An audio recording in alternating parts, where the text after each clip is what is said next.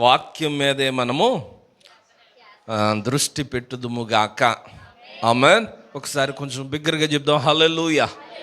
మంచిది. ద్వితీయోపదేశ కాండము 9వ అధ్యాయము 7వ వచనాన్ని చదువుకుని వాక్యం కొరకైనా చిన్న ప్రార్థన చేసుకుందాం.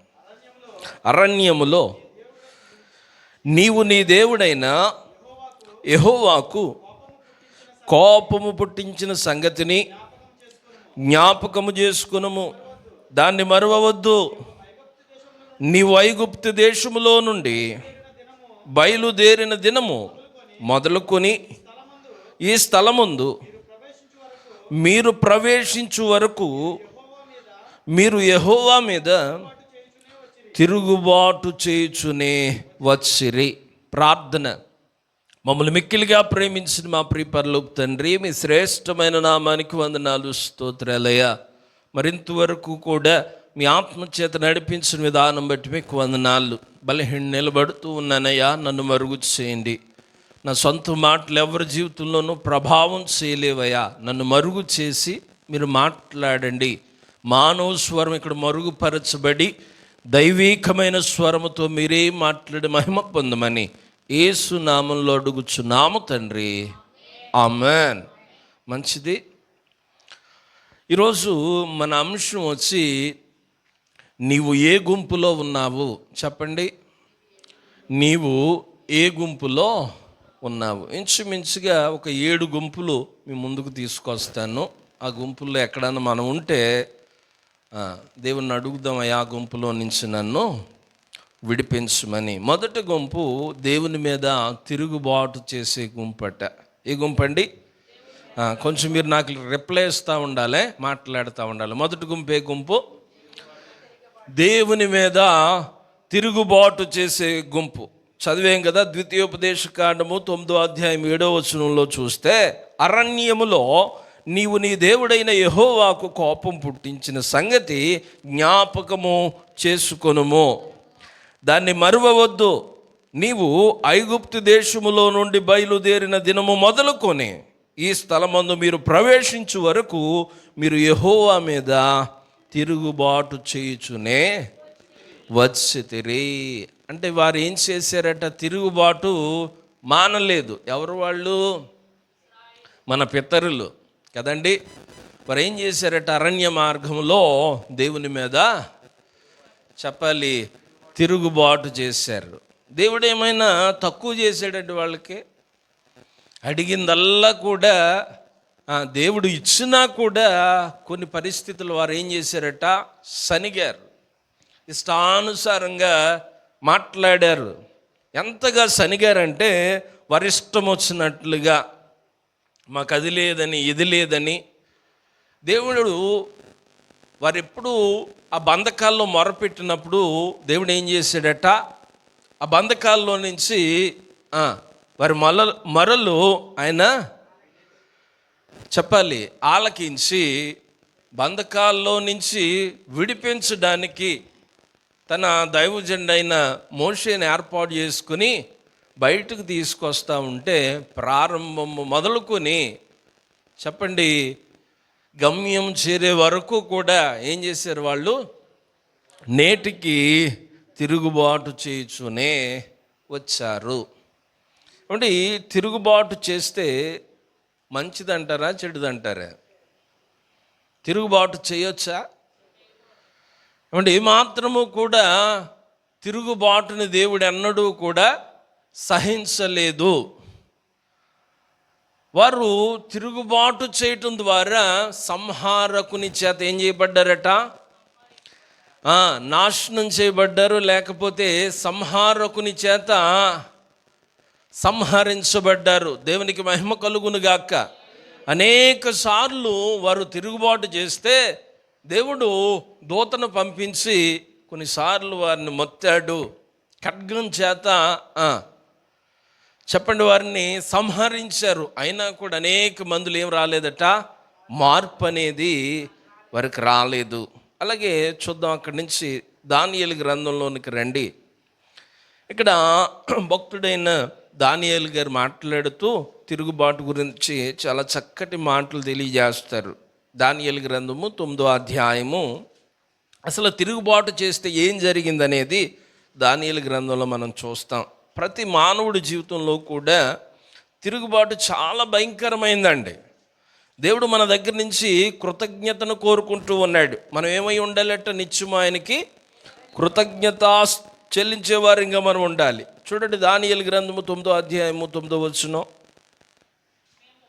మేము మా దేవుడైన యెహోవాకు విరోధముగా తిరుగుబాటు చేసితిమి, అయితే ఆయన క్షేమమును గల దేవుడై ఉన్నాడు. చాలు. ఏమంటే, మేము మా దేవుడైన యెహోవాకు విరోధముగా తిరుగుబాటు చేసితిమి, అయితే ఆయన కృపాక్షేమములు గల దేవుడై ఉన్నాడు. దేవునికి మహిమ కలుగునుగాక. అంటే దేవుడు అనేక పర్యాయాలు ఇశ్రాయేలీలకు ఏమి ఇచ్చాడట? కృప చూపుతూ ఉన్నాడు. నేటికి నిన్ను నండి బట్టు కూడా ఎన్నో పర్యాయాలు మనం లోకంలోకి పాపంలోకి వెళ్ళి తప్పిపోతున్నప్పుడు దేవుడు ఏం చూపుతూ ఉన్నాడు? మన పట్ల కృప చూపుతూ ఉన్నాడు. ఈ దినమైనా మారుతాడు, కనీసం ఈ సంవత్సరమైనా మారుతాడు, కనీసం ఈ నెలైనా మారుతాడని దేవుడు ఏం చేస్తున్నాడట? కృప చూపుతూ ఉన్నాడు. దేవునికి మహిమ కలుగునుగాక. ఏమంటే, అరణ్యంలో మన పితరులను నశింపజేసినట్లుగా నేటి దినము దేవుడు మన మీద ఉగ్రత చూపితే మనం ఎప్పుడో కాలగర్భంలో కలిసిపోవాలి కదండి. మనం చేస్తున్న అన్యాయాలు కానివ్వండి, మనం చేస్తున్న దేవుని మీద వ్యతిరేకత తిరుగుబాటునైతే ఆయన మన పితరుల మీద చూపినట్లుగా నేటి దినాన మన మీద చూపితే మనం ఎప్పుడో చెప్పాలి కాలగర్భంలో కలిసిపోయేవారు. కానీ కేవలం ఆయన కృప వల్ల మనం ముందుకు సాగుతున్నాం అన్న విషయాన్ని అన్నడూ కూడా మనము మరిచిపోకూడదు. అదే అధ్యాయము 7వ వచనంలో చూడండి, 9:7.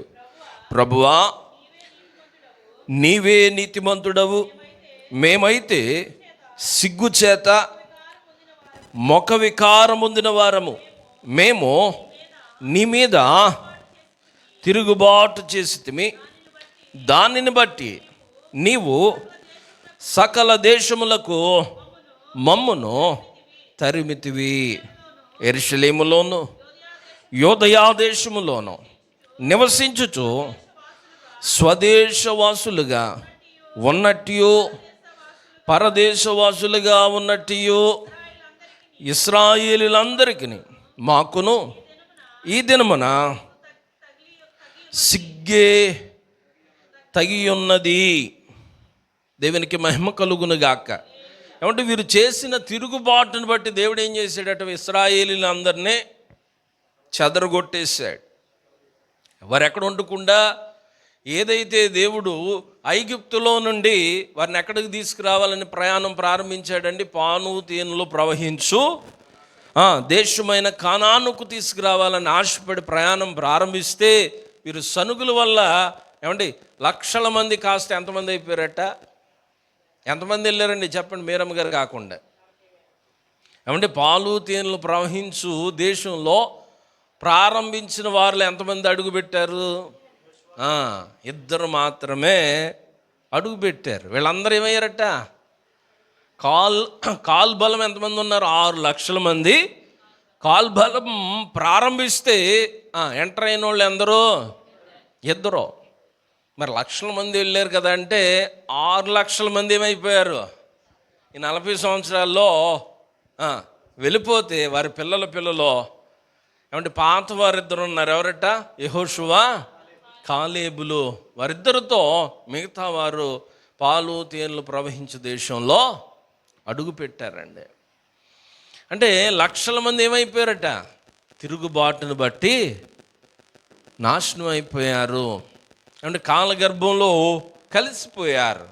చూడండి, ఇక్కడ దానియేలు మహాశయుడు మాట్లాడుతూ, అయ్యా మేము ఎందుకు చెదిరిపోయామంటే మా యొక్క తిరుగుబాటును బట్టే నీవు మమ్మల్ని ఏం చేసావట?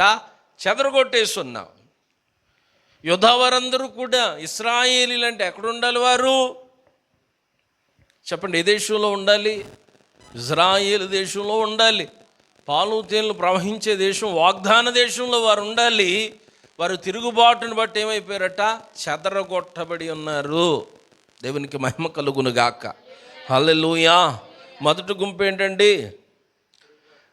దేవుని మీద తిరుగుబాటు చేసే గుంపు. రెండో గుంపులోకి వస్తా ఉన్నాను. కీర్తనలు 86వ అధ్యాయము. మధ్య మధ్యలో మిమ్మల్ని క్వశ్చన్లు అడుగుతూ ఉంటాను, చెప్పాలి మీరు. కీర్తనలు 86వ అధ్యాయము 14వ వచనం. దేవా, గర్విష్ఠులు నా మీదకి లేచి ఉన్నారు, బలాత్కారులు గుంపు కూడి నా ప్రాణము తీయజూచుచున్నారు. వారు నిన్ను లక్ష్య పెట్టని వారై ఉన్నారు. రెండో గుంపు ఏంటండి చెప్పండి? చెప్పాలి. కాదు, కింద ఉంది కదా, బలాత్కారుల గుంపు. రెండో గుంపు ఏంటంట? బలాత్కారుల గుంపు. వాళ్ళెవరు బలాత్కారులు అంటే? ఏమాత్రము కూడా దేవుణ్ణి లక్ష్య పెట్టని వారు. ఎవరు వీళ్ళు? బలాత్కారులు. దేవుని భయము లేనివారు. వారిలో ఏముండదో? దేవుని భయం ఏమాత్రము కూడా ఉండదండి. ఏమంటే దేవుని భయము లేకపోతే ఏమైపోతాం? మనం పాడైపోతాం, నాశనం అయిపోతాం కదా. వీళ్ళు ఏం చేస్తున్నారట? దేవా, గర్విష్ఠులు నా మీదకు లేచి ఉన్నారు, బలాత్కారుల గుంపు కూడి నా ప్రాణము తీయజూచుచున్నారు. ఏమంటే ఒక వ్యక్తి ప్రాణం తీయడం చాలా సులువు అంటారా? ఏమంటే సులువు అంటారా, కష్టం అంటారా? మనిషి చంపలేడు కదా. ఎవరు చంపగలుగుతూ ఉన్నారు? ఏమాత్రము కూడా భయం లేని వారు. వారి హృదయాలు కాఠిన్యము చేత నింపబడతాయి. హృదయంలో ఏముండదట? ఏమాత్రం జాలి, చెప్పండి, దయ, కరుణ, ఏమాత్రం ప్రేమ లేనివారు చేయగలుగుతారు కదా. ఇంకా హృదయాలు ఏమైపోతాయి? రాతి గుండెల్లాగా మారిపోతాయి, కఠినమైపోతాయి. ప్రభు అంటున్నాడు కదా, మీలో ఉన్న రాతి గుండెను తొలగించి మీకు మాంసపు గుండెని నేను ఇస్తాను. అంటే గతంలో మనం కూడా ఎలా ఉండగలిగిన వారు, ఎలా ఉన్నవారం అంటే రాతి గుండెలుగా ఉంచబడిన వారు కదా. ప్రేమ లేదు, ఏమంటే సహవాసం లేదు, సన్నిధి లేదు. ఏదో లోకంలో ఉన్నామంటే ఉన్నామన్నవారమే. కానీ ఆయన అపారమైన ప్రేమ చేత నిన్ను నన్ను ఆయన ఆకర్షించి ఆయన రక్తంలో కడుక్కొని మనకేమిచ్చారు? మెత్తని హృదయాన్ని ఇచ్చారు. ఆయన దగ్గరకు వచ్చాకే కదా మనకి ప్రేమ ఎలా ఉంటుంది అనేది రుచి చూసాం. అంటే లోకంలో ఉన్న ప్రేమలన్నీ కూడా తాత్కాలికమైనవే. కానీ అంటే మనము పుట్టినది మొదలుకొని తుది శ్వాస వరకు ప్రేమించే ప్రేమ ఎవరిదైనా ఉందంటే ఎవరిది? అది యేసయ్య ప్రేమ మాత్రమే. దేవునికి మహిమ కలుగును గాక. ఏమంటే నీలో ఉన్న లోపాలను ఆయన ఏమీ కూడా, చెప్పండి, చూడడు. మనం ఈ రీతిగా ఉంటేనే నేను ఇష్టపడతానన్న దేవుడు కాదు. మన లోకంలో పాపంలో ఉండగానే మన కొరకు ఆయన ప్రాణం పెట్టిన దేవుడు. అండ్ మన ఇంట్లో మనల్ని ప్రేమించాలంటే మనం ఏమై ఉండాలి? ఇంట్లో చెప్పాలి. క్రాంతిలు ఇద్దరు చెప్తారు, మీ ఇంట్లో వాళ్ళందరూ మిమ్మల్ని ప్రేమించాలంటే మీరు ఏమై ఉండాలి? వారితో చక్కగా మాట్లాడాలి. వారు చెప్పిన దాని అంతటికీ కూడా మీరు చెప్పాలి, సమ్మతించాలి. చక్కగా సహవాసం కలిగి ఉంటే మనం ఏం చేసినా కూడా మా ఊడండి అని మనల్ని వెనకేసుకొస్తారు. ఒక మాటలో మనకి భేదాభిప్రాయాలు వచ్చినాయి అనుకోండి, మనం ప్రేమిద్దామన్నా వాళ్ళు ఏమంటారు? ప్రేమించరు. కానీ మన దేవుడు అలా కాదు. మనలో లోపమున్న, మనలో పాపమున్న, మనం భయంకరమైన దురావస్థలో ఉన్నా కూడా మనల్ని ఏం చేస్తున్నాడు? ఆయన ప్రేమిస్తూ ఉన్నాడు. దేవునికి మహిమ కలుగునుగాక. ఏ గుంపు ఇక్కడ లేచేది? బలాత్కారుల గుంపు. వీరేమాత్రము కూడా, కింద చూడు, అదే 14వ వచనము 3వ లైన్లో, వారు నిన్ను లక్ష్య పెట్టని వారై ఉన్నారు. ఈ బలాత్కారులో ఉండే లక్షణం ఏంటయ్యా అంటే దేవుడు అంటే ఏమాత్రము కూడా భయం ఉండదు, గౌరవం ఉండదు. ఏమంటే ఏమాత్రము కూడా భీతి లేని వారుగా కనబడతారు. ఎవరట వాళ్ళు? బలాత్కారులు. అదే చూద్దాం కొంచెం ముందుకు. యెషయా గ్రంథం 29వ అధ్యాయము, యెషయా గ్రంథము 29వ అధ్యాయము 20వ వచనం చూడండి. బలాత్కారులు లేకపోవుదురు, పరిహాసకులు చాలా నశించెదరు. బలాత్కారులు ఏమైపోతారట? లేకపోవుదురు. అంటే ప్రభు భూమి మీద నుంచి ఎవరిని తుడిచేస్తానంటున్నాడు? బలాత్కారుల్ని తుడిచేస్తానంటున్నాడు. ఎందుకయ్యా అంటే వారు ఏమాత్రము కూడా, చెప్పండి, ఏ భయం ఉండదో? దేవుని భయం ఉండదు. బలాత్కారులకి చక్కటి ఉదాహరణగా ఎవరు కనబడతారు తెలుసా? సొదొమ గొమొర్రాలో ఉన్న ప్రజలు. లోతు దగ్గరికి దేవుని దూతలు వెళ్ళినాయట. రాత్రి కాలంలో లోతు దగ్గరికి ఎవరు వెళ్ళారు? దేవుని దూతలు వెళ్తే, ఏమంటే మనకు ఎవరన్నా మన గృహాలకి తెలియని వారు వస్తే ఏం చేస్తాం? ఏమంటే దూర ప్రాంతం నుంచి ఎవరైనా వచ్చారు మన ఇంటికి, ఏం చేస్తాం? మనం ఆతిథ్యం చేస్తాం కదా. లోతు కూడా అదే రీతిగా చక్కటి ఆతిథ్యాన్ని ఇచ్చాయా, చేదతీరండి, ఈ రాత్రి ఇక్కడ బస చేయండి, లేదు ఈ దేశం భయంకరమైన పాపంలో ఉంది, మేము అలా పలానా ప్రాంతం బయటే ఉంటాం అంటే, లేదు లేదు మా ఇంటికి రండి అని లోతు తీసుకెళ్ళి వారికి మర్యాద చేస్తుంటే రాత్రి అయిందట. ఆ సొదొమ గొమొర్రా ప్రాంతంలో ఉన్న ప్రజలు, కొంతమంది యవనస్తులు వచ్చి, ఇదిగో నీ ఇంటికి ఎవరో వచ్చారంట కదా, వారిని బయటికి పంపించు, వారితో మేము పాపం చేయాలన్నారట. అంటే చూడండి ఎంత భయంకరమైన స్థితికి వెళ్ళిపోయింది. అందుకే దేవుడు ఏమన్నాడు? నాశనం చేయబోతూ ఉన్నాను. ఎవరిని? సొదొమ గొమొర్రా పట్టణాలను నేను నాశనం చేయబోతూ ఉన్నాను. వారి యొక్క భయంకరమైన అవస్థ, వారి యొక్క భయంకరమైన అంటే ఆ జీవితం ఎవరి దృష్టికి వ్యతిరేకంగా ఉంది? దేవుని దృష్టికి ఇంకా వ్యతిరేకంగా ఉన్నట్లుగా మనం చూస్తూ ఉన్నాం. వారిలో ఏమాత్రం ఏ భయం లేదు, దేవుని భయం బొత్తిగా లేదండి. వారికి చెప్తున్న మాట ఏంటో తెలుసు? బలాత్కారులు లేకపోవుదురు, పరిహాసకులు నశించెదరు. మనం ఏ గుంపులో ఉండకూడదు? రెండవదిగా చెప్పాలి మీరు, బలాత్కారుల గుంపులో ఉండకూడదు. మొదటి గుంపు ఏ గుంపు? దేవుని మీద తిరుగుబాటు చేసే గుంపు. రెండో గుంపు బలాత్కారుల గుంపు. మూడో గుంపు పాపుల గుంపు. చూద్దాం యెషయా గ్రంథము, యెషయా గ్రంథం 1వ అధ్యాయము 13వ వచనం. నీ నైవేద్యము వ్యర్థము, నాకు అసహ్యం పుట్టించచ్చు.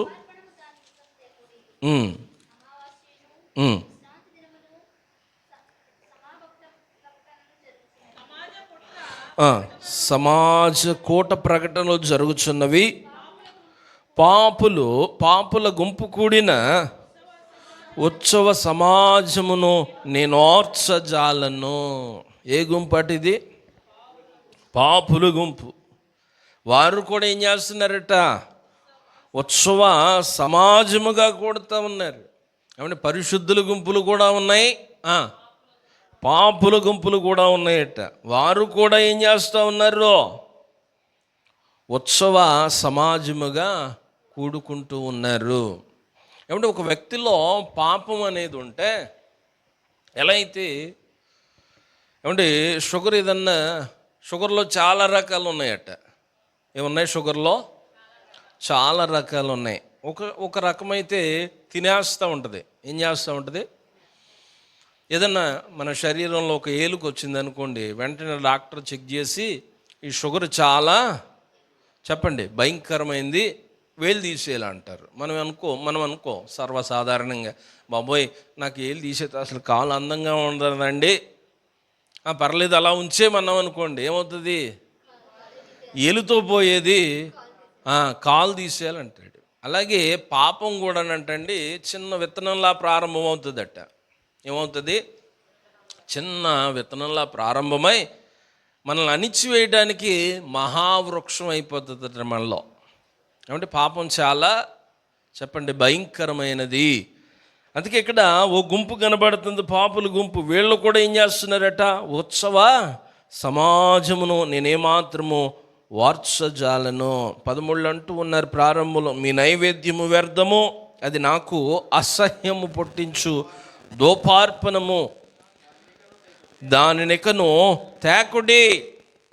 అంటే మనలో పాపం ఉంచుకుని మనం ఏం చేసినా కూడా ప్రభువు దాన్ని అంగీకరించడు కదా. ఏమండి, అందుకే ఆయన అన్నాడు, బలర్పణ కంటే కూడా మాట వినుట శ్రేష్టము. ఏమంటే మనం ఇచ్చే బలులు చూడ్డాయినా, మనమిచ్చే ప్రథమ ఫలాలు, దశంభాగాలు, ప్రత్యేక అర్పణలు, కానుకల మీద దృష్టి పెట్టడం. ఏం కావాలి ఆయనకి? నీ హృదయం కావాలి. దేవునికి మహిమ కలుగును గాక. అంటే మన హృదయము ఆయన ఎదుట సమ్మతిపరిచే హృదయంగా ఉండాలి, నిర్దోషమైన హృదయంగా ఉండాలి. కలంకమైనను, డాగైనను, మత్సైనను, మరేది అయినను లేని కన్యక వలె. అంటే కన్యక వలె, ఏ లోపం లేని కన్యక వలె ఎలా ఉండాలి? సంఘం పరిశుద్ధమైనది ఉండాలట. దేవునికి మహిమ కలుగునుగాక. హల్లెలూయా. అంటే మనం పాపం అనే విత్తనం లోపల ఉంచుకుని మనం ఏం చేసినా కూడా ప్రభు దాన్ని చెప్పాలి, అంగీకరించడు. 2వ లైన్ చదవండి. అమావాస్యయు విశ్రాంతి దినమును సమాజ కూట ప్రకటనమును జరుగుచున్నవే. అన్నీ చేసేస్తున్నారు. ఏం పెట్టుకుని? పాపం మనలో పెట్టుకుని అన్నీ చేసేస్తున్నారు. ఏమండి, విశ్రాంతి దినం ఆచరిస్తున్నారు, సంఘంగా కూడుతున్నారు, చేయవలసినవన్నీ చేస్తూ ఉన్నారు. వారిని ఏమాత్రము కూడా ప్రభు ఓర్చజాలను అంటూ ఉన్నాడు. అంటే నేను వారిని సహించను, వారితో ఏమాత్రము కూడా నేను సంధి చేయను అని మాట్లాడుతూ ఉన్నట్లుగా మనం చూస్తూ ఉన్నాం. అలాగే కీర్తనలు 1వ అధ్యాయము 5వ వచనాన్ని చదవండి. న్యాయ విమర్శలో దుష్టులను, నీతిమంతుల సభలో పాపులను నిలవరు. దేవునికి మహిమ కలుగునుగాక. కాబట్టి ఆ యొక్క న్యాయ విమర్శలో దుష్టులను, నీతిమంతుల సభలో ఎవరికి స్థానం లేదట? పాపులను నిలవరు. అంటే ఆ నీతిమంతుల సభలో పాపులకి స్థానం అనేది లేదండి. ఒకవేళ మనం పాపుల గుంపులో ఉంటే రేపొద్దుట చెప్పండి, ఆ నీతిమంతుల సభలో మనకేముండదో? స్థలం, అసలు స్థానం అనేది ఉండదట. ఏమండి, ఎక్కడికన్నా కొన్ని వాటికి వెళ్తూ ఉంటే అక్కడ ఏముంటుంది? ఎంట్రీ పాస్ అనేది ఉంటుంది కదా. జూలోకి వెళ్ళాలనుకోండి, ఏముంటుంది అక్కడ? టికెట్ ఉండాలి. లేదంటే ఆ టికెట్ ఆ జూ ఓనరే నాకు తెలుసండి పంపిస్తాడా? ఓనర్ తెలిసినా పర్లేదు, ఆయన 2 టికెట్లు పంపించమను లోపలికి వెళ్ళాలంటే అంటాడు. అలాగే మనం వెళ్ళి, లేదండి ఆదికాండం నుంచి ప్రకటన దాకా నాకు తెలుసు, ఏ వాక్యం కావాలో చెప్పండి అప్పు చెప్తానంటే కుదరదు. ఏముండాలి అక్కడ? మనకి నీతి అనే వస్త్రం మనకి ఉండాలి. జయించిన వారికి ఆయన ప్రత్యేకమైన వస్త్రం ఇస్తాడట. ప్రకటన గ్రంథంలో ఉంటుంది, తెల్లని వస్త్రం జయించిన వారికి నేను ఇస్తాను అనే మాటను మనం చూస్తాం. అంటే మనం జయించామంటే ఈ లోక చెప్పండి సమస్త కల్మషాన్ని, లేకపోతే గర్జించు సింహం వల్లే తిరుగుతున్న అపవాదిగాన్ని జయించిన వాడికే ఏముంటుంది? నీతి వస్త్రం అనేది ఆయన ధరింపజేస్తాడు. అది ఉంటేనే రేపు పొద్దుట అక్కడ ఏముంటుంది? మనకి ఎంట్రీ ఉంటుంది. ఆ రాజు వీధుల్లో, ఆ పరలోకపు ఏమండి ఆ వీధుల్లో మనం తిరగగలుగుతాం. లేదండి ఒక్కసారికి అలా ఇల్లు వచ్చేస్తానంటే ఉంటుంది ఎంట్రీ పాసో. ఇక్కడ బతులాడినట్లుగా బతులాడడానికి ఎవరు ఉండదు. నీవెవరో నాకు తెలీదో, ఇదిగో నీకు స్థానం ఉంది అక్కడికి వెళ్ళిపో అంటాడు రేపొద్దుట. దేవునికి మహిమ కలుగును గాక. అందుకే ఇక్కడ చెప్పబడుతున్న మాట, నీతిమంతుల సభలో పాపులు నిలవరు. కనుక ఒకవేళ పాపుల గుంపులో ఉండే ఏమైనా ఒకవేళ లోపాలు ఉంటే మనం ఈరోజు సరి చేసుకునే వారంగా ఉండాలి. దేవునికి మహిమ కలుగును గాక. హల్లెలూయా. అదే యెషయా గ్రంథం 1వ అధ్యాయం 28వ వచనం చూడండి. యెషయా గ్రంథం 1వ అధ్యాయం 28వ వచనం. అతిక్రమములు చేయవారును పాపులను నిశ్శేషముగా నాశనమగుదురు, యెహోవాను విసర్జించువారు లయమగుదురు. ఏమండి, ఏమైపోతారట? అతిక్రమమును చేయవారును పాపులను నిశ్శేషముగా నాశనమగుదురు. అంటే పాపం చేస్తే ఏమొస్తుందట? నాశనం వస్తుందండి. వాక్యం సెలవిస్తుంది కదా, పాపం పరిపక్వానికి వచ్చి చెప్పాలి మరణానికి అంటది. అంటే పరిపక్వం అంటే తయారవటానికి కొంచెం మామిడికాయ ఉందండి, వెంటనే అది ఏమైపోదు, పండు అయిపోదు కదా.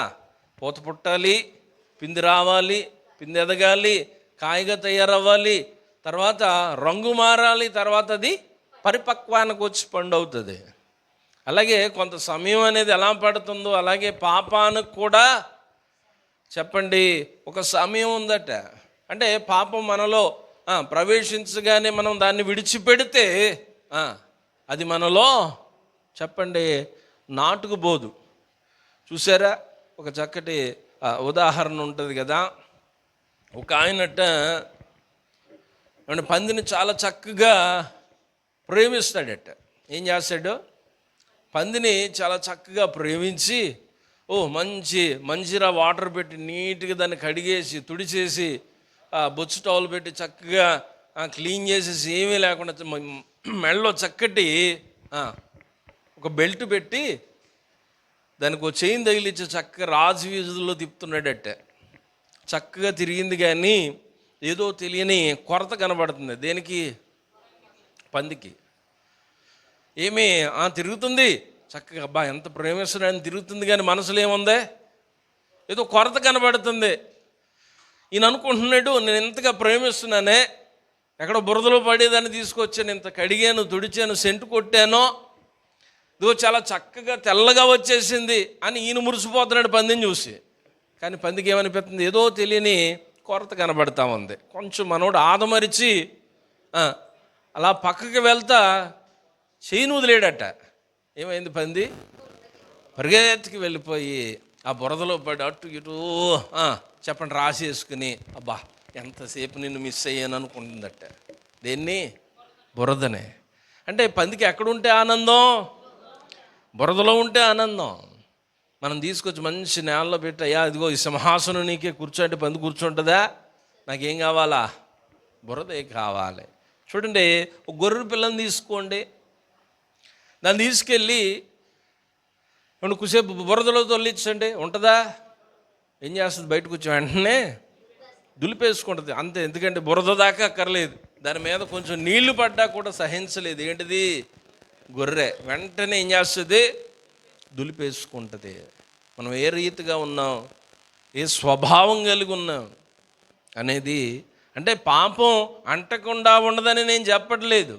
అంటిన పాపాన్ని మనం ఏం చేసుకోకూడదో, ఎక్కువసేపు ఉంచుకోకూడదు. అలా ఉంచుకుంటే ఆ పాపం ఏం చేస్తుంది?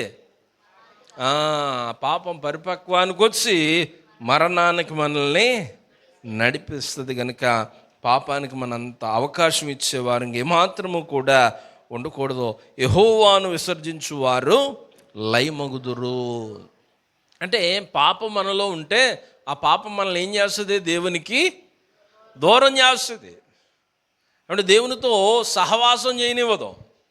అంటే పాపం లేకపోతే దేవునితో మనం చక్కటి సహవాసంలో ఉంటాం. ఎప్పుడు పాపం అనేది మన మీద ఏలుబడి చేస్తుందో దేవుని నుంచి ఏం చేస్తుందట? మెల్లగా మనల్ని దూరం చేస్తుంది.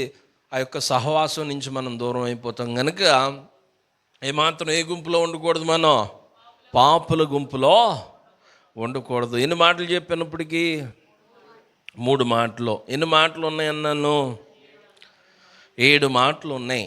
అంటే 4వ గుంపు గురించి చూద్దాం. ఇర్మియా గ్రంథము 5వ అధ్యాయము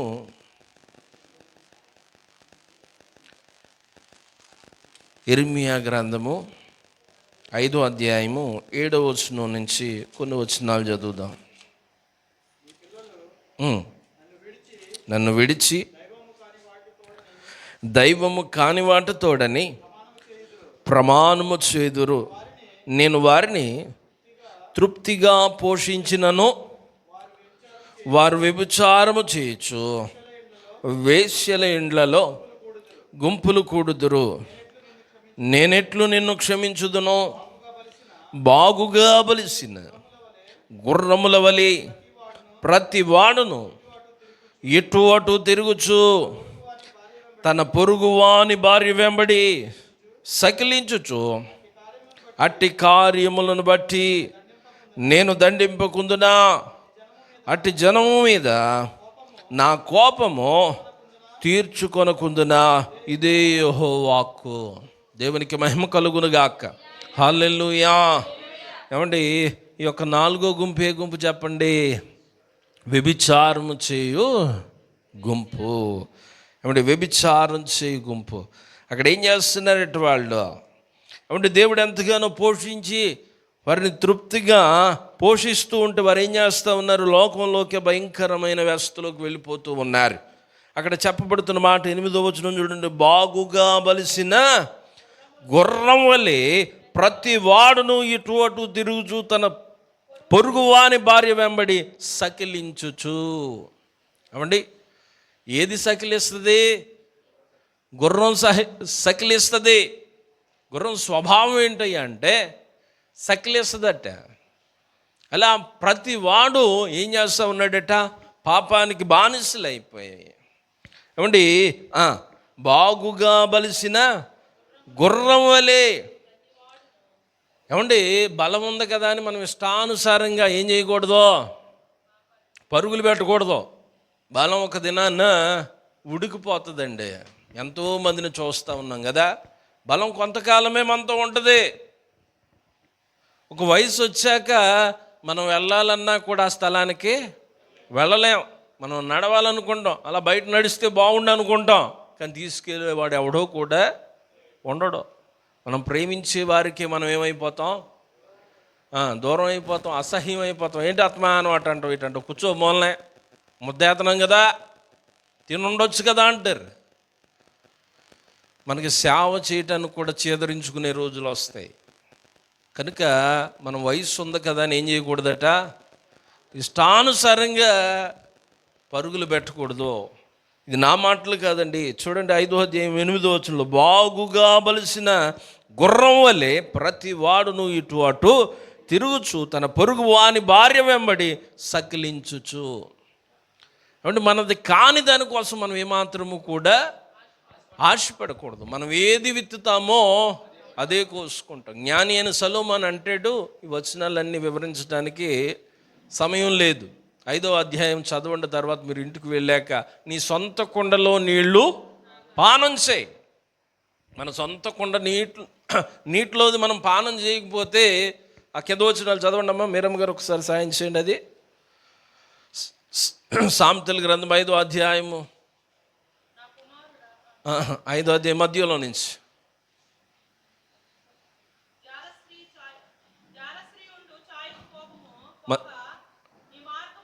మధ్యలో నుంచి కొండ దగ్గర నుంచి చదవండి.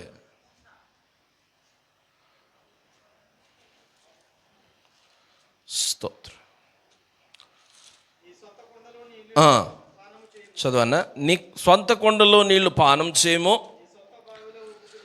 నీ సొంత బావిలో ఉబుకు జలము తాగుము, నీ ఓటలో బయటికి పోదగున, వీధుల్లో అవి నీటి కాలువలలే పారదగున, అన్యుడు నీతో కూడా వాటిని అనుభవింపకూడ, అవి నీకే ఉండవలను కదా, నీ ఓట దీవెననందును. దేవునికి మహిమ కలుగునుగాక. హల్లెలూయా. ఏమంటే జాగ్రత్తగా ఉండాలి. వయస్సు ఉంది కదా, బలం ఉంది కదా, నా ఇష్టానుసారంగా ఉంటానంటే కుదరదు. ఆయన జ్ఞాపకం చేసుకున్నాడు అనుకోండి, మనం ఏమైపోతామో. కనుక మన యవ్వన బలాన్ని జాగ్రత్తగా చూసుకోవాలి. రేపు వృద్ధాప్యంలో మనం జాగ్రత్తగా ఉండాలంటే ఈ యవ్వన ప్రాయంలో మనం జాగ్రత్తగా ఉండాలి. ఏమంటే ఇక్కడ చూడండి 8వ వచనం, బాగుగా బలిసిన గుర్రం వలె ప్రతి వాడు ఇటు అటు తిరుగుచు తన పొరుగువాని భార్య వెంబడి సకిలించుచు అట్టి కార్యమును బట్టి నేను దండింపకుందునా. ఏమండి, ప్రభు ఊరికే చూస్తూ ఉంటాడు అనుకుంటాం మనం. కానీ మన ప్రవర్తన ఏం చేసుకోవాలట? సరి చేసుకోవాలి. అట్టి జనం మీద నా కోపం తీర్చుకొనకుందునా, ఇదే యెహోవా వాక్కు. కనుక ఏమంటే ఏ మాత్రము కూడా ఒకవేళ మనలో లేకపోయినా ఈ గుంపు మనకి ఎక్కడన్నా తాహత పడితే వారికి చెప్పగలగాలి. దేవునికి మహిమ కలుగును గాక. ఏమంటే చెప్పగలగాలి. ఎందుకంటే భయంకరమైన దినాల్లో మనం ఉన్నామండి. రేపేమి సంభవిస్తుందో మనకు తెలియదు. మనం బలం బట్టి మనం అతిశయించటానికి లేదో. ఎందుకంటే మన గుండెలు ఏమవుతున్నాయి? బలహీనమైపోతూ ఉన్న దినాల్లో. ఏమంటే నాకు 30 వచ్చినాయండి, నాకు 40 వచ్చిందండి, మంచి బలం ఉందండి చెప్పగలమా? ఏమంటే 25 కూడా గుండెపోట్లు వచ్చేస్తున్నాయి. కనుక దేవుడిచ్చిన బలాన్ని బట్టి, ఆయుష్ను బట్టి మనం ప్రభువును స్తుతించి ఆయన కొరకు బ్రతకగలగాల. దేవునికి మహిమ కలుగునుగాక. హల్లెలూయా. ఏమండి, ఇదిగో ఇప్పుడు ఏదో బలం ఉంది, నా ఇష్టానుసారంగా ఉంటానంటే ప్రభు గద్దించాడు అనుకోండి, ప్రభు ఒక్కసారి మనల్ని చూసాడు అనుకోండి, ఏమైపోతామో. కనుక మనము సరి చేసుకోవడానికి పరిశుద్ధాత్ముడు మనతో మాట్లాడుతూ ఉన్నాడు. కనుక మనం ఏం చేసుకోవాలట? సరి చేసుకోవాలి. చూడండి ఒకసారి నిర్గమకాండంలో మనందరికీ తెలుసు కదా. నిర్గమకాండం 20వ అధ్యాయము 14వ వచనం చూస్తే 10 ఆజ్ఞలు కనబడతాయి. అందులో నీ పొరుగువానిదేదిని ఆశించకూడదో. ఏమంటే నీ పొరుగువాని నా మాటలోకి రావట్లేదు. నీ పొరుగువానిది ఏది? తర్వాత భార్యనైనను దాసినైనను, అతని దాసినైనను, అతని ఎద్దునైనను, అతని గాడిదనైనను నీ పొరుగువానిది ఏదైనను ఆశింపకూడదని చెప్పాను. దేవునికి మహిమ కలుగును గాక. హల్లెలూయా. నీకు ఇచ్చిన దాన్ని బట్టి నీవు ప్రభువును స్తుతించి సంతృప్తి కలిగి బ్రతకాలి. దేవునికి మహిమ కలుగును గాక. హల్లెలూయా. ఏమంటే ఇంటినైనా, భార్యనైనా, దాసినైనా, దాసునైనా, పొరుగువాంది ఏది కూడా మనం ఆశించకూడదు. ఒకవేళ నీకు అటువంటిది కావాలంటే ఎవరిని అడగాల? ప్రభువుని అడగాల. పొరుగువాని ఇల్లు బాగుందా? దేవా అటువంటి ఇల్లు కట్టుకునే కృప నాకు కూడా దాయిచ్చేయండి. నీకు ఏది నచ్చినా అంటే ప్రభు నన్ను ఇది అడగొద్దని చెప్పాడా? ప్రతీదీ కూడా ఎవరిని అడగవచ్చు? దేవుణ్ణి అడగవచ్చు. నీ బలహీనతలన్నీ బట్టి ఆయన పాదాల దగ్గర పెట్టు. అయ్యా నేను ఇలా బ్రతకలేకపోతూ ఉన్నాను, నన్ను బ్రతికించయ్యా, ఇది నా బలహీనత, ఇక్కడ నేను పడిపోతూ ఉన్నాను, ఇదిగో నేత్రాశతో పడిపోతూ ఉన్నాను, ఈ బంధకంలో, ఈ భయంకరమైన వ్యాధిలో నేనున్నాను, నన్ను విడిపించు అంటే ప్రభు నిశ్చయముగా విడిపించుటకు సమర్థుడు. దేవునికి మహిమ కలుగునుగాక. హల్లెలూయా. ఏమాత్రము కూడా మన పొరుగు వాంది ఏది ఆశించకూడదు. ఆజ్ఞల్లో ఒక ఆజ్ఞ అండి. ప్రేమించే దేవుడే చెప్తూ ఉన్నాడు, నీ పొరుగు వాంది ఏది నీవు ఆశించకూడదు. అది మనకేమాత్రము కూడా చెప్పండి క్షేమము కాదు. ఏమంటే ఈ యొక్క వ్యభిచారం చేయవారి గురించి జ్ఞాని అని సొలొమోను అంటాడు. సొలొమోనుకి ఎంతమంది భార్యలు అండి? 750 మంది భార్యలు, 250 మంది ఉపపత్నులట. అంటే మనోడికి ఎంతమంది టోటల్ వెరసి 1000 మంది. అంతమంది భార్యలు కలిగినాయని చెప్తూ ఉన్నాడు. ఏమనో తెలుసా? చూడండి ఒకసారి సామెతల గ్రంథం 5వ అధ్యాయము చదివాం కదా, 5వ అధ్యాయం 5వ వచనం చూడండి. దాని నడతలు మరణమునకు దిగుటకు దారి తీయను, దాని అడుగులు పాతాళమునకు చక్కగా చేరును. ఎక్కడ తీసుకెళ్తాయి జార స్త్రీ అంటే ఈ వ్యభిచారం చేసే గుంపు గురించి మాట్లాడుతున్న మాట. ఆ నడతలు ఎక్కడ తీసుకువెళ్తాయట? మరణానికి దిగుటకు దారి తీయను. కనుక ఏమాత్రము కూడా ఈ వ్యభిచారం చేసే గుంపు దరిదాపులో కూడా మనం వెళ్ళకూడదండి. మనము జాగ్రత్తగా చేసుకోవాలి, మనము కాచుకోవాలి, మనము భద్రం చేసుకోవాలి. దేవునికి మహిమ కలుగునుగాక. హల్లెలూయా. 5వ గుంపు తాగుబోతుల గుంపు. చెప్పండి, గట్టిగా చెప్పాలా. తాగుబోతుల గుంపు. హోషేయ గ్రంథం చూద్దాం, 7వ అధ్యాయము. స్పీడ్గా చదివేయండి. అన్ని వచనాలను చూపించను కానీ ఒక్కొక్క వచనం చూపించి ముగింపులోకి వెళ్ళిపోతాను. హోషేయ గ్రంథము 7వ అధ్యాయము 14వ వచనం. 7:14 దొరికిందా దొరకలేదా? నేనే హృదయపూర్వకముగా నన్ను బతుమాలు కొనక సయ్యల మీద పరుండి కేకలు వేయుదురు, నన్ను విసర్జించి ధాన్య మద్యములు కావాలని వారు గుంపులో కూడుదురు. దేనికోసమట? ధాన్యం కావాలి, అలాగే మద్యము కూడా కావాలని ఏం చేస్తున్నారట? గుంపులు కూడుతూ ఉన్నారు. ఏమంటే కరోనా టైంలో వ్యాక్సిన్ కోసం గుంపులు కూడిన వారి కంటే కూడా చెప్పండి మద్యం కోసం లైన్లు కట్టి మాస్కులు పెట్టి ప్రయాసపడిన వారు లేకపోలేదు. దీనికోసం వ్యాక్సిన్ కంటే కూడా రేపు బుద్ధుడికి సొక్క దొరకదేమో అని ఏమంటే అక్కడ చచ్చిపోతున్నారా బాబు అంటే వీళ్ళ బాధ ఏంటంటే మాకు చొక్క లోపల పడకపోతే ఆ సావు కంటే ఈ సావు ఎక్కువ బాధ కలిగిస్తుందని కరోనాలో కూడా ఏం చేశారు? ఏమంటే లైన్లు కట్టేశారు. ఎంత భయంకరం అండి! ఏం చేస్తున్నారు వీళ్ళు? ధాన్య మద్యములు కావాలని వారు గుంపులు కూడుదురు. మాకు మద్యం కావాలి అండి. అదే జ్ఞాని అయిన సొలొమోను అంటాడు, మద్యం ఏం చేస్తుందట? వెక్కిరింత పాలు చేస్తుంది. చూడండి ఒకసారి సామెతల గ్రంథం 20వ అధ్యాయము 1వ వచనం. సామెతల గ్రంథం.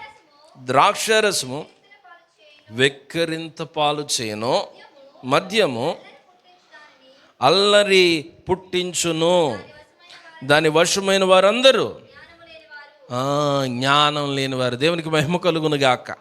హల్లెలూయా. ఏమంటే మద్యం ఏం చేస్తుంది? వెక్కిరింత పాలు చేస్తుంది. మద్యం అల్లరి పుట్టిస్తుంది. దాని వశమైన వారందరూ జ్ఞానం లేని వారు. బట్టలు చింపేసుకుంటారు, రోడ్లు కొలిసేస్తారు, ఇంకా సర్వే పని గ్రామాల్లో ఎలా తీసేసుకుంటారు? ఎవరో తాగుబోతులు గుంపు. ఏమంటే ఏ బట్టలు వేసుకుంటారు? అసలు చిరిగిపోయినాయా, దుమ్ము అంటుకుందా, ధూళి అంటుకుందా, ఏం కనపడదు. తాగామా, తిరిగామా మన ఇష్టానుసారం. అటు పోలీసు వచ్చినా పట్టించుకోడు, ఎమ్మెల్యే వచ్చినా పట్టించుకోడు, లోన ఉన్నవాడు బాగా పనిచేస్తాడు. ఏం చేస్తుందట? మద్యం ద్రాక్ష రసం వెక్కిరింత పాలు చేయను, మద్యము అల్లరి పుట్టించను. ఏమంటే అడికి కారణం కూడా ఉండదు, ఎందుకు గొడవ పెట్టుకుంటాడు. ఆడు ఎదురుగా వచ్చినా కూడా ఎందుకు వస్తున్నావు అంటాడు. ఏమంటే అడికి ఎదురెళ్ళినా గొడవ. పోనీ పక్క నుంచి వెళ్తున్నావు, పక్క నుంచి వెళ్తున్నావే, పలకరించలేదే. గొడవకి కారణాలు ఉండవు. ఎవరి స్థితిది? తాగుబోతుల గుంపు. ఏమండి పొరపాటును కూడా ఏమంటే కొంతమంది ఉంటారు కొయిట్లో ఏం దొరకదు కదని జాగ్రత్తగా ఉంటారు. సంవత్సరానికి ఒకసారి వెళ్ళారనుకోండి, ఏం చేస్తారు? విశ్వరూపాలన్నీ కూడా బయటికి తీస్తారు అక్కడికి వెళ్ళి. ఈ 2 నెలల్లో ఇష్టానుసారంగా ఉంటారు. కనుక జాగ్రత్త. ఏమంటే అవకాశం లేనప్పుడు మద్యానికి దూరంగా ఉండటం కాదు, అవకాశం ఉన్నా కూడా మద్యం జోలికి వెళ్ళకూడదండి. ఏమండి ఒక మాటలో చెప్పాలంటే మనం కష్టపడ్డ మన ధనం పట్టుకెళ్ళి మన ఆరోగ్యాన్ని మనమే పాడు చేసుకుంటున్నాం. ధనంతో మంచి ఆహారం తీసుకుంటే కొంచెం బలం ఉంటుంది, ఇంకొంతకాలం బ్రతకవచ్చు. ఈ మంచి ఆహారం తీసుకుని అన్నీ కల్తీ అయిపోతున్నాయి అనుకోండి, ఉన్న రోజుల్లో అన్నా కొంచెం శేష జీవితం బాగుండాలంటే ఇంకా ఆకులు అలములు తింటమే. అలా కాదని మద్యపానం జోలికి వెళ్తే చెప్పండి, మన దీపం ఎప్పుడు ఆరిపోద్దో తెలీదు, మన అవయవాలు పాడైపోతాయండి. కనుక 5వ మాట, ఏ గుంపు ఇది చెప్పాలి? తాగుబోతులే గుంపు. వచ్చేస్తున్నాను చివరికి. శ్రేష్టమైన గుంపు ఒకటి ఉంది. 6వ గుంపు రోగుల గుంపు. చూద్దామా? యోహాను సువార్త 5వ అధ్యాయము. మనందరికీ తెలిసిన వచనమే. 5వ వచనం చదవాలి, మీరు వచనం చదవాలి. ఇప్పుడు 5వ అధ్యాయము 4వ వచనం చదవండి అమ్మా. గుడ్డివారు, ఓచకాలు చేతులు గలవారు. ఏమంటే అక్కడ 38 అమ్మా, మీరు కొంచెం ముందుకు వెళ్ళిపోయినట్టున్నారు. 4వ వచనం నుంచి చదవండి ఒకసారి.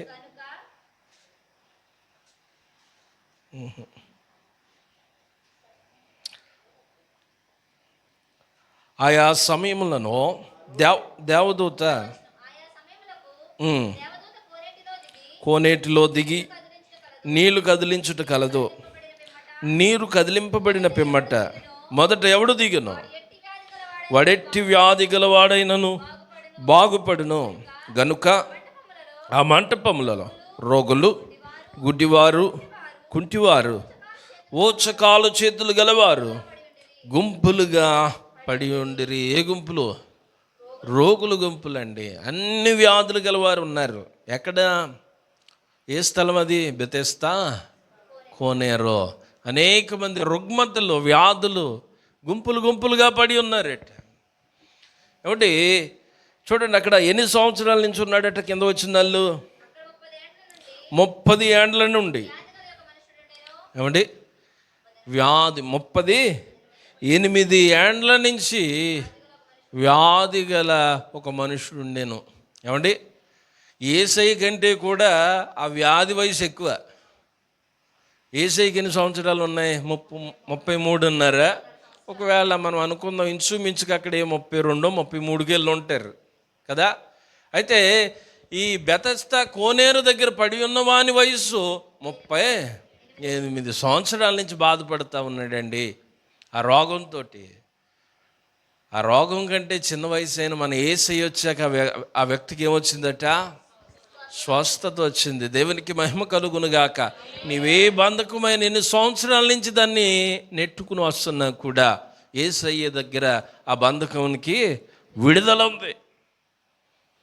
నీవు నమ్మగలగాలి. ఆయన అంటున్నాడు, ఆ కింద వచనాలు చదవము ఒకసారి. ఆ రోగి, అయ్యా నీళ్లు కదిలింపబడినప్పుడు నన్ను కోనేటిలోకి దించుటకు నాకు ఎవ్వడునూ లేడు. గనుక నేను వచ్చినంతలో మరి ఒకడు నాకంటే ముందుగా దిగునని ఆయనకు ఉత్తరం ఇచ్చెను. యేసు, నీవు లేచి నీ పరిపెత్తుకుని నడుమని వానితో చెప్పగా వెంటనే వాడు స్వస్థత నొంది తన పరిపెత్తుకొని నడిచాను. దేవునికి మహిమ కలుగునుగాక. హల్లెలూయా. యేసయ్య చెప్పాడు, అయ్యా నీ పరిపెత్తుకుని నడువంటే, ఏం మాట్లాడుతున్నావయ్యా? 38 సంవత్సరాల నుంచి పడిగాపులు కాస్తా ఉన్నాను. పరిపెత్తుకుని నడుతున్న తర్వాత సంగతి ఇదిగో ఇక్కడి నుంచి పక్కనున్న మంటపంలోంచి కోనేటిలోకి దిగలేకపోతూ ఉన్నాను. యేసయ్య వచ్చి అన్నాడు, నీ పరిపెత్తుకుని నడు అన్నాడు. ఏమన్నా మాటను విశ్వసించి పరుపు తీయటాకనే ఈయన నమ్మాడు కదా. ఆ నమ్మకం ఆయన ఏం చేసిందట? ఆ భయంకరమైన రోగం నుంచి స్వస్థతనిచ్చింది. దేవునికి మహిమ కలుగును గాక. హల్లెలూయా. నమ్మాలండి.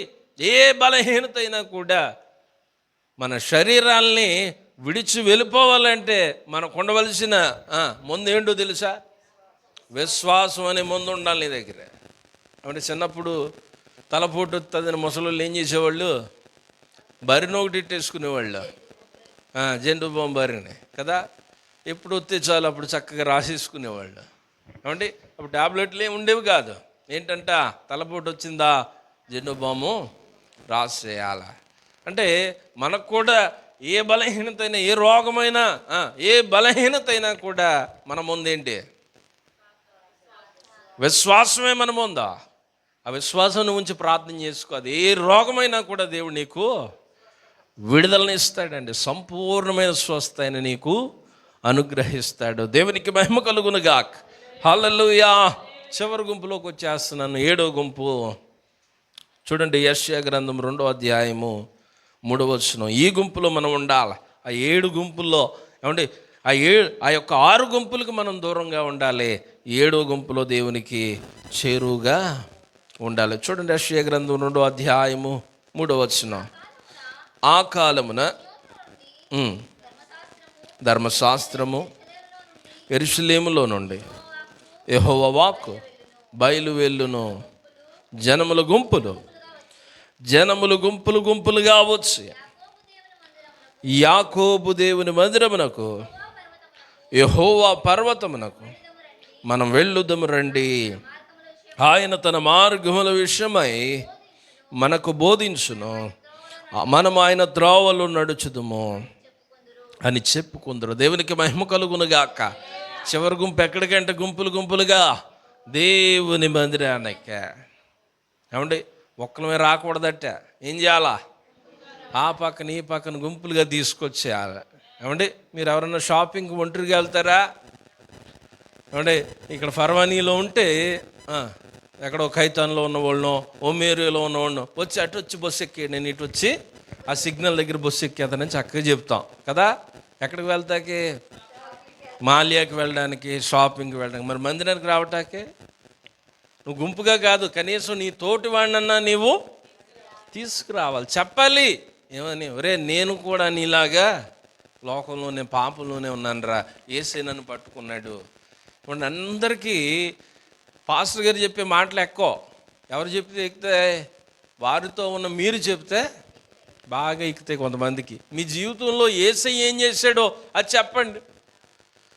ఒరే, నేను కూడా ప్రారంభంలో వెనకాల కూర్చునేవాడిరా, యేసే నాతో మాట్లాడాడు, నా పాపాలు నేను ఒప్పుకున్నాను, ఆయన రక్తంలో నన్ను కడిగాడు, ఇదిగో ఈ రీతిగా ఉన్నాను, నా వ్యసనాలన్నీ విడిచిపెట్టాను, ఇదిగో గతంలో నేను సిగరెట్ కాల్చేవాడిని, మందు తాగేవాడిని, ఈ బలహీనతలన్నీ కూడా యేసే నన్ను విడిపించాడని చెప్పాలి.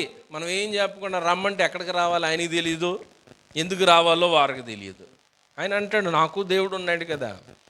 కానీ మనం చెప్పాలి, మన దేవుని గొప్పతనం ఏంటో చెప్పగలగాలి, దేవుడు నీకేం చేశాడో చెప్పగలగాలి. కనీసం అది చెప్పడానికి మనం ప్రిపేర్ అయి ఉండాలి. కొంతమందిని మా సాక్ష్యం చెప్పండి, ఏం చెప్తామండి? మన గడిచిన మనకి నెలలో ఒక వారం ఏముంటుంది? Youth for Christ. దానికి చెప్పాం, ఖచ్చితంగా యవనస్తుడు తన ఎలా రక్షించబడ్డాడో సాక్ష్యం చెప్పాలన్నాం. ఎవరో ఒకరిద్దరు చెప్పారు, తర్వాత అందరూ సాక్ష్యం అనేటప్పటికి ఒకరు చూసుకుంటున్నారు. కాదు, మనం రక్షించబడటమే గొప్ప సాక్ష్యం అండి. గతంలో భయంకరమైన పాపంలో ఉన్నాం, లోకంలో ఉన్నాం, అంటే చెడిపోయాం. దేవుడు ఒక చక్కగా మందిరంలో సేపు కూర్చుంటున్నాం, ఎప్పుడన్నా కూర్చున్నాం గతంలో రక్షణ పొందినందుకు. ఎవడన్నా వచ్చి రారా బాబు అన్నా, నాకు లేదో పని ఉందే అని చెప్పేవాళ్ళం. ఇప్పుడు 3-4 గంటలు మందిరంలో కూర్చుంటున్నాం అంటే దేవుని కృప కాదా? మరి ఒకటి లేదండి. చూడండి, చివరిగా కీర్తనలు 122వ అధ్యాయము 1వ వచనాన్ని చదువుకుందాం. కీర్తనలు 122వ అధ్యాయము 1వ వచనం. యెహోవా మందిరముకు వెళ్ళుదుమని జనులు నాతో అనినప్పుడు నేను సంతోషించి తిని. దేవునికి మహిమ కలుగునుగాక. ఇది ఎవరి కీర్తనట? యాప్త కీర్తన, దావీదుది. చాలా స్పష్టంగా చెప్పబడుతున్న మాట. ఏమండి, యెహోవా మందిరమునకు వెళ్ళుదుమని జనులు నాతో అనినప్పుడు నేను సంతోషించి తిని. ఏమండి, ఎక్కడికి వెళ్తున్నావు అంటే సంతోషం ఉందా నీకు? అవునా? నిజమేనా? ఆ సంతోషం ఉండాలి. ఇప్పుడు దావీదు అరణ్య యాత్రలో ఉన్నాడండి. దావీదుకు మందిరానికి వెళ్ళే అవకాశం లేదు.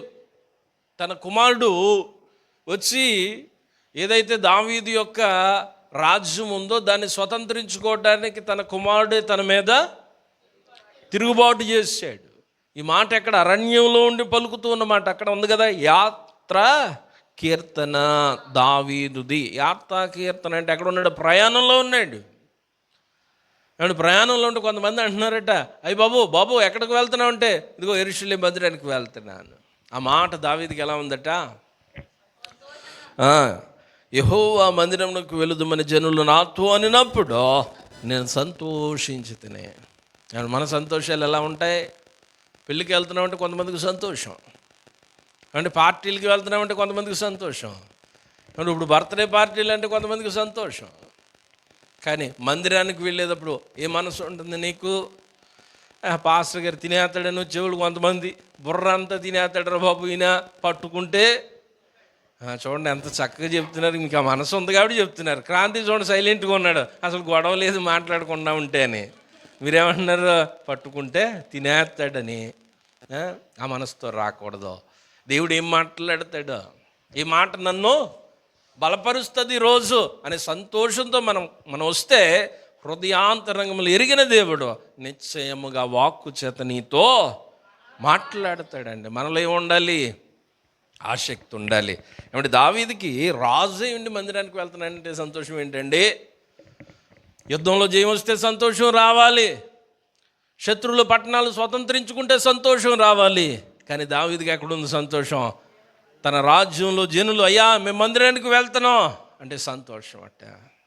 ఏమండి ఆ రీతిగా మనం దొరకింది దేవుని సన్నిధి ప్రసన్నత ఈరోజు నేను అనుభవించలేకపోతున్నానంటే నువ్వు ఫోన్ చేసి అడగాలి, అయ్యా ఈరోజు వెళ్తున్నావా? నేను రాలేకపోతున్నా, నువ్వు వెళ్ళు, ఆ పని నువ్వు చేయి. ఇదిగో నా పని ప్రతి వారం నేను ఇది చేసేవాడిని, నేను రావట్లేదు కాబట్టి నాకంటే ముందుకు వెళ్ళి నేను రావట్లేదు, నా పని నీవు చెయ్యి అని కొంతమందికి నీవు ప్రోత్సహించి పంపాలి. మన వాళ్ళు ఎలా ఉంటారో తెలుసా? నేను రావట్లేదు ఈ వారం అని, ఇద్దరం కలిసి వచ్చే వారం చట్టాపొట్లు వేసుకుని ఒకే చీర కట్టుకుని వెళ్దాం. అలా ఉండకూడదు. రేపు ఉంటామో లేదో మనకు తెలియదు. ఒక్కరోజు ఒక్క దినం మందిరంలో గడుపుట 1000 దినముల కంటే శ్రేష్టం. నీ వల్ల ఇంకొకరు ఆ శ్రేష్టమైన దాన్ని కోల్పోకూడదు. నువ్వు వెళ్ళలేదా? ఇంకొంతమందిని పురుగొల్పి ప్రేరేపించి మందిరానికి నడిపించు. ఆ దీవెనలు కూడా నీ ఖాతాలోకి వస్తాయి. ఏ ఖాతాలోకే? ఎవరినైతే నువ్వు మందిరానికి ప్రేరేపించి పురుగొల్పి నడిపిస్తున్నావో ఆ దీవెన కూడా దేవుడు నీకు అనుగ్రహిస్తాడు. అంతేగాని నేను రావట్లేదు కదా, నాకు నా మేడం సెలవు ఇవ్వలేదు, వచ్చే వారం నీకు ఇవ్వదు ఆవిడకి ఇవ్వదు, ఇద్దరూ కలిసి నెల 2 నెలల దేవుని మందిరానికి దూరం అయిపోతారు. కనుక ఎవరిని అన్నడు మందిరం విషయంలో వెనుకకి లాగొద్దండి. రేపు ఉంటామో లేదో తెలీదు కనుక దీపం ఉండగానే మనము మన ఇల్లు చక్కబెట్టుకుందాం. అట్టి కృపాధన్యత దేవాతి దేవుడు మనందరికీ దయచేయునుగాక. ఆమేన్. చెప్పబడిన 5 మాటలు చెప్పండి. మొదటి గుంపు బాగానే గుర్తుంది. 7 మాటలెట్ట. మొదటి మాట మీ లైన్ చెప్పొద్దమ్మా. రెండో మాట చెప్పండి. మీద 2 లైనా మా గ్రేస్ అక్కదే. బలాత్కారుల గుంపు. 3వ లైన్ మీకు లేదు, రిక్వెస్ట్ అయిపోయింది మీకు. చెప్పండి అమ్మ. 4 ఉన్నారు. 4వ లైన్ చెప్పండి. చెప్పాలి. పాపుల గుంపు. తర్వాత చెప్పాలి. వ్యభిచారుల గుంపు. 5వది త్రాగుబోతుల గుంపు. 6వది రోగుల గుంపు. 7వది దేవుని మందిరానికి వెళ్ళే గుంపు. ఏ గుంపులో ఉన్నాం మనం పరీక్షించుకుందాం. చిన్న ప్రార్థన చేసుకుందాం. సర్వోన్నతుడా మీకు వందనాలు అయ్యా. అదిగో తండ్రి, మరి దినమెట్టి రీతిగానైనా కొన్ని గుంపుల గురించి ధ్యానం చేయడానికి మంచి సమయాన్ని మాకు ఇచ్చారు. మీకు స్తోత్రాలు దేవా. మా ముందు నాయన 7 గుంపులు ఉన్నాయి దేవా. అదిగో తండ్రి, అందులో నన్ను ఒక గుంపు శ్రేష్టమైన గుంపు కనబడుతుందయ్యా.